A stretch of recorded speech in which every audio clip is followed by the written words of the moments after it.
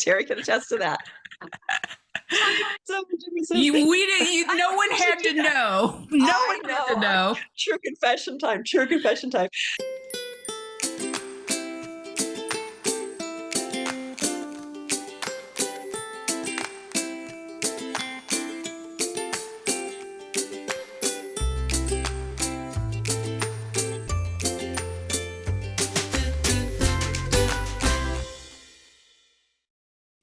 Hi, Terri Gillespie here, and welcome to A2A with Terri.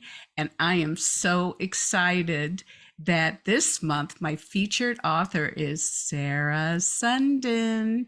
Now, Sarah is off in the wings, and she'll be popping on here pretty soon, but I wanted to take care of some housekeeping first. And that is just a reminder to like, comment, and share, because we really want to support Sarah and her latest book. And I can't wait for you to find out a little bit more about that. And also, if you haven't subscribed, I would appreciate the subscribes. And there's some extra benefits that we'll talk about a little bit later. So without further ado, let's welcome Sarah Sundin. It's so good to have you, Sarah. Well, thank you for having me. It's a delight. So, Sarah, you have been releasing beautiful book after beautiful book. So you are one busy lady. How do my readers keep in touch with you and viewers keep in touch with you? On my website, sarahsundin.com, there you can sign up for my email newsletter. That's probably the best way to keep up with what I do. I only send them out maybe once a month, a little more often around a release, but I try not to spam you. I'm also on social media at Facebook, Twitter or X or whatever we're calling it this week, and Instagram. And and all those links are on my website too, but you can just find me if you're on Facebook, just search for my name. It's there aren't too many Sarah Sundin, so I'm easy to find. Yeah, and by the way, in the description section, all those links are down there, so you don't even have to go hunting for it. It'll all be down there convenient, including where to buy Sarah's latest book. So now also be sure and check out the blog interview of Sarah, where I go a little bit more in depth. And there's also some great writing tips, what to do and what not to do. What are the best tips? What were the worst tips? So,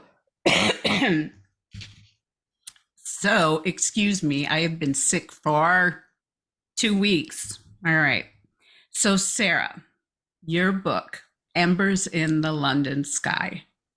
Now, I can always depend on you for beautiful World War II historical romance. And, but this book, you included one of my favorite genres, and that is mystery. Yeah. We've been watching too much BritBox lately. Having too much fun with that. Well, I don't think so. So it was great. Thank you. Really, I could not put my book down. Usually when you read World War II historical, even though you have romance in it, it can be a little heavy. And so you kind of have to pace yourself a little bit. But with when you put that murder mystery element in there, I blamed you for not making dinner. So just so you know. Well, my husband can relate, because I don't know how many times I missed dinner because I'm writing those chapters. Well, keep doing it. So, and yet there were some really important takeaways in the book that, and when I was waiting for this interview, I was thinking about how we think we have it tough. we think that things are difficult, even with COVID. Um, but imagine being bombed and bombed and bombed and just having to pick through the rubble over and over and over again. And the strength. I just really appreciated how you shared that. Well, thank you. Yeah, it's a remarkable time. And the more I read about the Blitz and just thinking, they went 57 nights in a row from September 1940 into November. Every night there was a bombing raid. And most of those days there was also a daytime raid. So there was no rest. It wasn't like there was a raid and then you spent a week recovering. No, there was no recovery. It was just constant. And yet people got up every morning, got dressed, went to work. There was no decrease in production. They just kept going to work and they kept on keeping on. It isn't quite the, there's this what they call the Blitz spirit. It isn't quite as cute as they really built that up. It's like everybody's all chipper and all this together. And obviously it was much more complicated than that, but more nuanced. But as a whole, people just kept on keeping on. And that is remarkable. When you think about how we react to things and how would we have dealt with Mhm.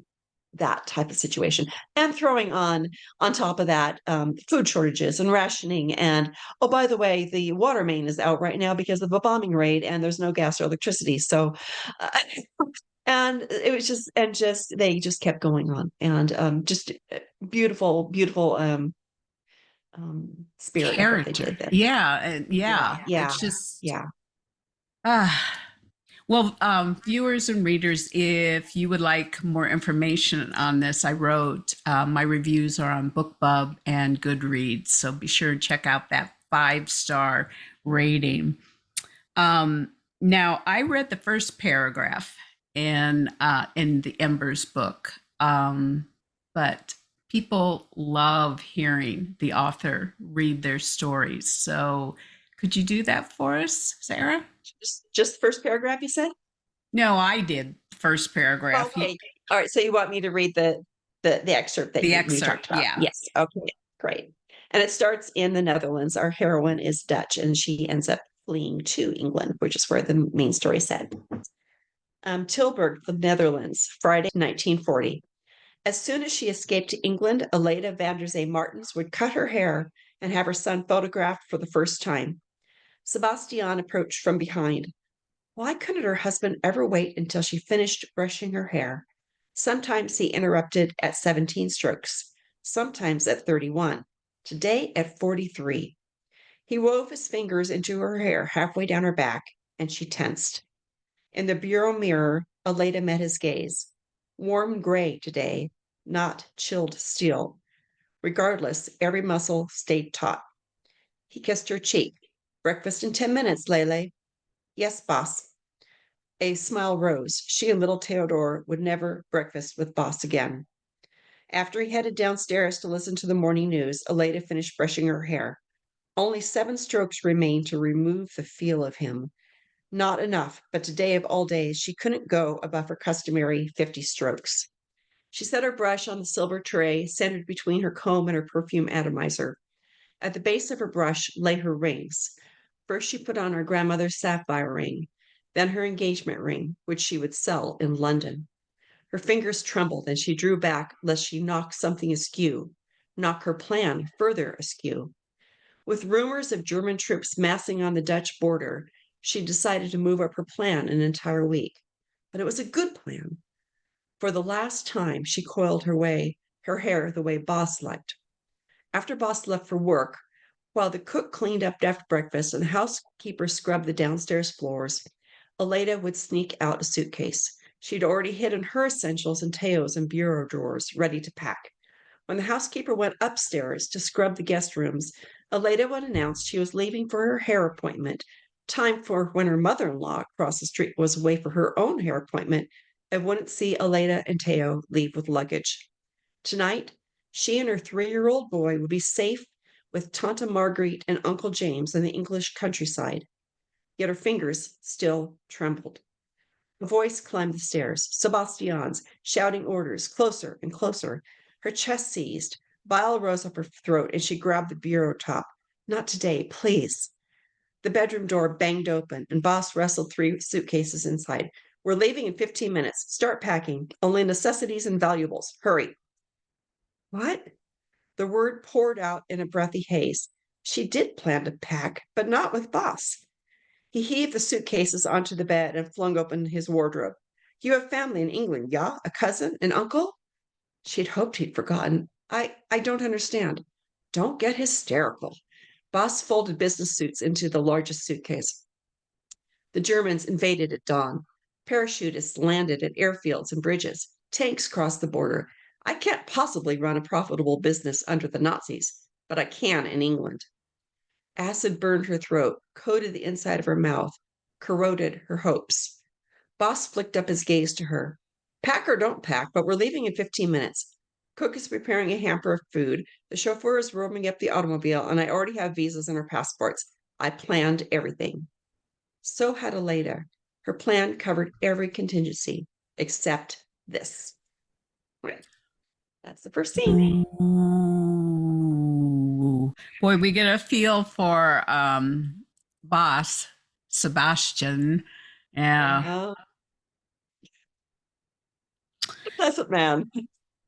You know, it's interesting that how abuse manifests and comes in so many different forms. And you know, imagine you have a bully like Hitler coming in and abusing, you know, peoples. And I mean, you have it right at home as well. Yeah. So many do. Yep. Yeah. So, Sarah, what are you up to? Before we started the interview, Sarah was talking about she's working on another book. Yes, it's due Monday from when I'm writing this. It was actually delayed a bit because there was a family crisis earlier this year, so we had to ask for extension. So all doing better. But so anyway, yeah, the next book is Aleda's cousin Scylla, who is involved with the Dutch resistance a little later in the war. She gets herself in a bit of trouble and needs to escape. And she's a very impulsive woman, and she hears that the German Abwehr is recruiting spies to go to England. And she thinks, that's perfect. I'll fool the Abwehr and become a spy, and they're going to give me a free ticket to England. And then I'm just going to ditch them and live my own life in England. Oh my gosh. And actually, there were a lot of people who did that in the occupied countries. There were quite a few of the spies who came to England were actually anti-Nazi. They were kind of using the Germans to escape. So her story is based on reality. So, but anyway, she lands in Scotland and is met on the beach by a Scottish naval officer in full kilt, of course, and. So he, being a man of duty and honor, does the right thing and captures her and turns her in, and knowing that she'll be executed as a German spy. But MI5 has other plans for her, and they turn her to become a double agent. And they send her back up to Scotland to observe naval movements around Scapa Flow. And the Admiralty sends a naval officer to be her liaison, the same man who captured her. Of course. Ooh, that sounds fascinating. I had a fun. It's a true enemies to lovers trope where he is literally her enemy and she is literally his, and she is. They base her at a lighthouse in Scotland. So I know. Ticking all the little boxes. Yes. I know. Yeah. It's been a super fun story to write. I just finished the rough draft yesterday, so I'm going to be editing it over the next few days. But it's been a fun story to write. Fun characters. Oh, wonderful. Well, I'm looking forward to that. Do you have a working title or? It hasn't been released yet, so okay, it'll be later this year. So, just a reminder that the blog interview of Sarah The link is down below in the description section, plus some ways to increase your chances of winning the giveaway, which we're going to talk about in a little bit. But one of the things I like to do is to have a little fun and do some fun questions for the video interview. So I asked Sarah, what is your superpower, or what would you like your superpower to be, and how would you use it for good or evil? And this was fun. I have a nickname in certain circles, the spreadsheet queen. I have found, first of all, I was a chemistry major, so numbers come very naturally to me. I love numbers. My daughter's math teacher used to say, "Numbers are your friends," and they really are wonderful things. God made them. But what I really like about spreadsheets is that setting aside numbers completely is a great way for me to organize data so I can access it quickly and find it quickly. And so I have all sorts of spreadsheets. I use them to organize list of my podcasts that I've got coming up, with the links and the times, though I messed this time up. And Terri can attest to that. So No one had to know. No one had to know. True confession time. True confession time. So usually my spreadsheet keeps me on track with that. And so I've got all those dates, and then I also put my date when I share it and when I put it on my website. So I make sure I'm following through on all my responsibilities. So I have that. And then I helped co-direct a writers conference, and they found out I could do spreadsheets. So I got put in charge of the spreadsheets, and that ended up making me co-director of the conference. Oh my goodness. Yeah, so I can basically I can make a spreadsheet and put faculty's names and addresses and phone numbers and their bios and their workshop descriptions and their appointment times and stuff like that in a pretty little spreadsheet. And the nice thing is, it's a way that my numerically challenged writer friends, which most writers freak out if you use even the word number, much less the word spreadsheet.